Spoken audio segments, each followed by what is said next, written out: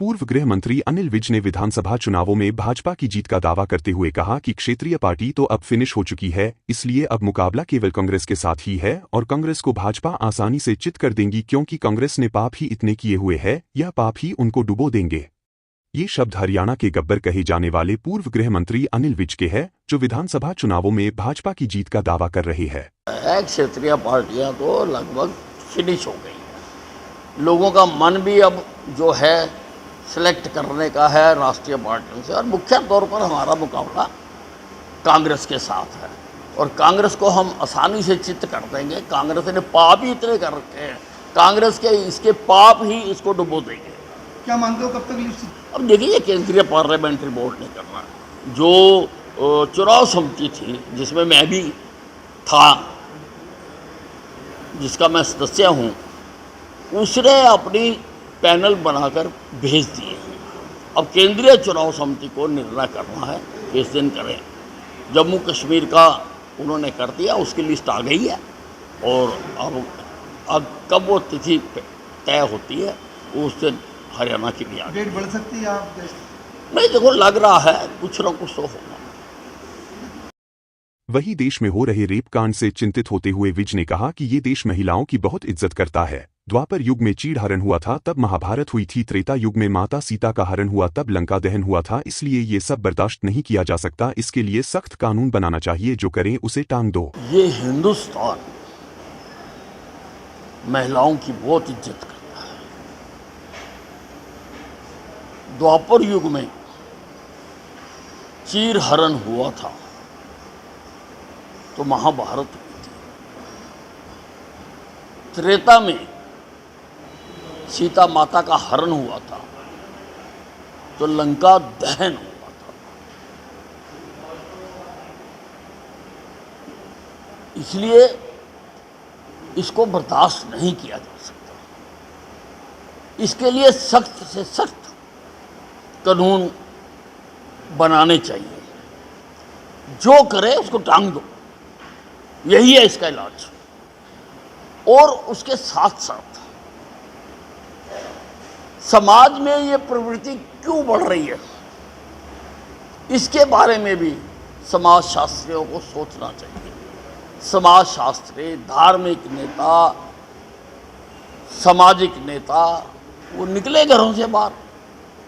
हमेशा आप इतिहास उठा के देख लो, जो बुराइयां थी हमारे समय में, जब जब भी थी, उन बुराइयों को समाज को जागरूक करके ठीक किया गया।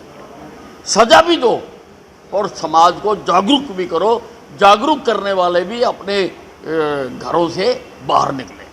हरियाणा के रोहतक में पंपलेट को लेकर कांग्रेस व भाजपा कार्यकर्ताओं में हुई झड़प को लेकर विज ने कांग्रेस को आड़े हाथों लेते हुए कहा कि कांग्रेस अपने रंग दिखाने लग गई है।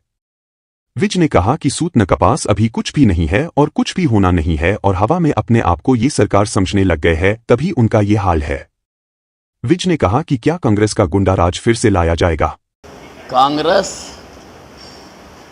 अपने रंग दिखाने लग गई है। अभी तो सूत न कपास कुछ भी नहीं है और कुछ भी होना नहीं है। केवल सपनों में और हवा में अपने आप को सरकार समझने लग गए हैं, तभी इनका ये हाल है। लोगों को सोचना होगा कि क्या कांग्रेस का गुंडा राज दोबारा प्रदेश में लाया जाएगा? कांग्रेस का गुंडा राज।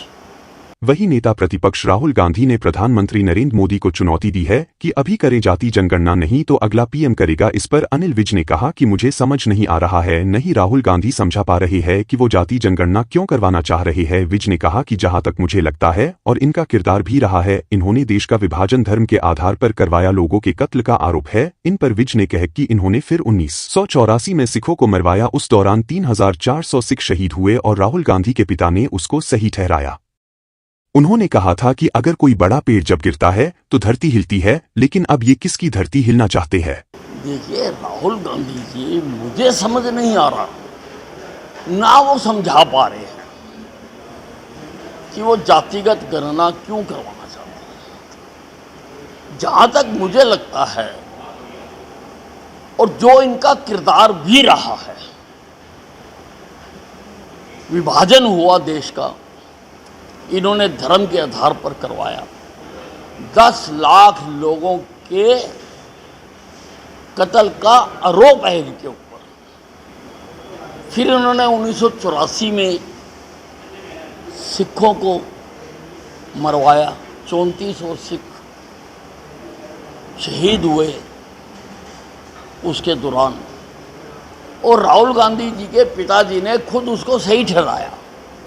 उन्होंने कहा था कि जब कोई बड़ा पेड़ गिरता है तो धरती हिलती है। अब ये किसकी धरती हिलाना चाहते हैं?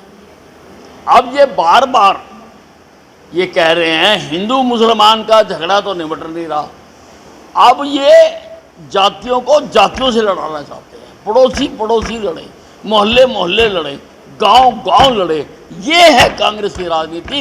ये चाहते हैं राहुल गांधी, जिसको कभी नहीं होने दिया जाएगा। ये देश एक है, एक बन के रहेंगे, इकट्ठे बन के रहेंगे। मोहब्बत की दुकान, नफरत का सामान राहुल गांधी। ये जम्मू कश्मीर की बात कर रहे हैं, जिन्होंने आज़ादी के बाद से धारा 370 खत्म होने तक हजारों लोग बलि चढ़ा दिए, धरती के स्वर्ग को नर्क में बदल दिया। कांग्रेस की सरकारें रहीं, पहले 55 साल तो वो कांग्रेस की सरकारें रहीं। और धारा 370 लगाई किसने? कांग्रेस ने। किसने लगाई धारा 370? अलग झंडा किसने बनवाया? कांग्रेस ने। ये भूल जाते हैं, इनको बार बार याद कराना पड़ता है। आपके बस का कुछ नहीं है। कश्मीर में शांति लौट रही है धारा 370 खत्म करने के बाद, और जो हत्याएं हैं उनमें 70% कमी आई है और बड़ी तेजी से उसको ठीक किया जा रहा है। राहुल गांधी जी, आप अपनी इंजीनियरिंग रहने दो, वहाँ पर शांति पैदा कर लेने दो। और आपसे मैं पूछना चाहता हूँ राहुल गांधी जी, आप कश्मीर की सीमा में पैर रखने से पहले अपना स्टैंड क्लियर करो कि क्या अब धारा 370 को हटाना चाहते हैं, या जिस स्थिति में अब वो हटा दी गई है उसका समर्थन करें।